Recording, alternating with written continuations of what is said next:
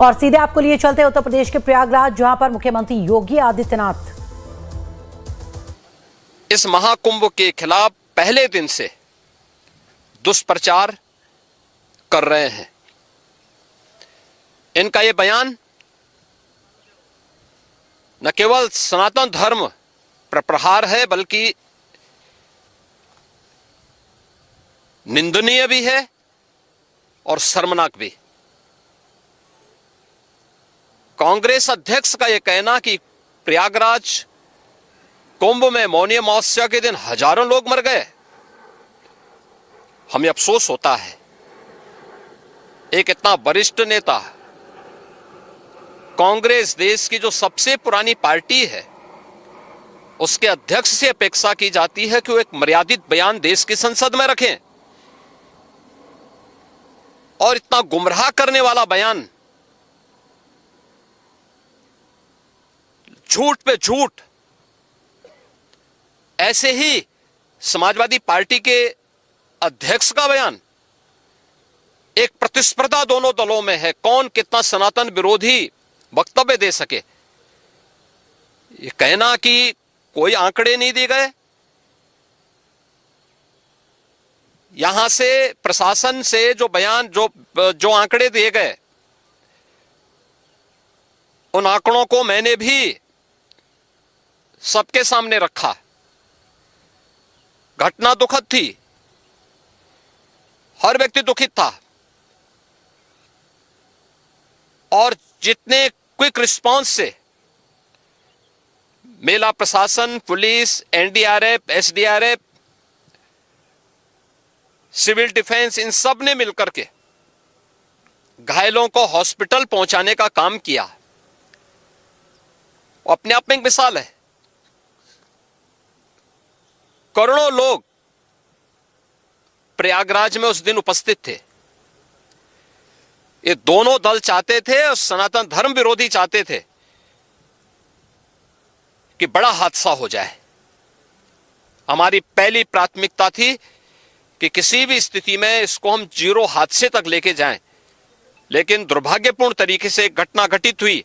लेकिन जितने quick response से प्रशासन ने और सभी संबंधित संस्थाओं ने कार्य लेकर के उन्हें हॉस्पिटलाइज किया, उसमें कुछ लोग उस हादसे के शिकार हुए, वह दुखद है। उन सभी परिवारों के प्रति हम लोगों ने अपनी संवेदना भी व्यक्त की, और उसके लिए कुछ आर्थिक मुआवजा भी घोषित किया। यद्यपि किसी व्यक्ति की कमी मुआवजे से नहीं हो सकती, लेकिन तब भी हम लोगों ने एक प्रयास किया। घायलों का प्रॉपर उपचार कराया। वे सभी घायल आज भी कुछ प्रयागराज मेडिकल कॉलेज में हैं, बाकी अपने परिवार के सदस्यों के साथ चले गए हैं। मैंने भी, मेरे साथ मेरे मंत्रियों ने भी, प्रशासन ने भी, प्रदेश के मुख्य सचिव ने भी, प्रदेश के डीजीपी ने भी उन सभी लोगों से मुलाकात की थी। और मैं तो देखकर बहुत चौंक था कि जो लोग प्रयागराज मेडिकल कॉलेज में भर्ती थे, जब मेरी उनसे बातचीत हो रही थी, तो उनमें से सभी लोग ये कहा, उनके द्वारा कहा जा रहा, साहब व्यवस्था में खामी नहीं, लेकिन हमारी किस्मत है या फिर ऐसी स्थिति पैदा हुई।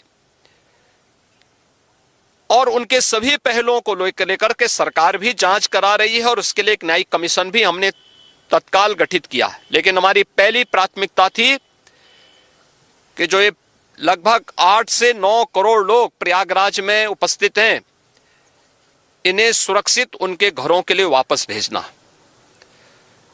इन दोनों दलों और सनातन धर्म विरोधी उन सभी लोगों के वक्तव्य, जो लोग ये गुमराह करने वाले वक्तव्य दे रहे हैं कि लाखों लोगों ने स्नान नहीं किया, सरासर गुमराह करने वाला है। ये वक्तव्य देना कि कोई अमृत स्नान या साय स्नान नहीं हुआ, ये भी गुमराह करने वाला वक्तव्य है, और सनातन धर्म की अवमानना ही नहीं, बदनाम करने की साजिश का एक हिस्सा है। कोई परंपरा बाधित नहीं हुई।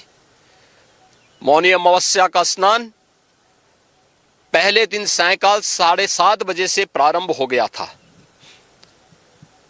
और अगले दिन पूरे दिन भर देर सायंकाल तक मौनी अमावस्या का मुहूर्त था। स्वाभाविक रूप से अखाड़ों ने हादसे के तत्काल बाद मेला प्राधिकरण के साथ बातचीत करके अपने स्नान को स्थगित किया था कुछ देर के लिए। और फिर जब मेरी उनसे बातचीत हुई दोपहर के बाद सभी अखाड़े और पूज्य संतजन, आचार्य महामंडलेश्वर, वे इस स्नान का हिस्सा बने और वही परंपरागत तरीके से सभी स्नान भी हुए। इस महाकुंभ में 3 अमृत स्नान थे, मकर संक्रांति, मौनी अमावस्या और बसंत पंचमी।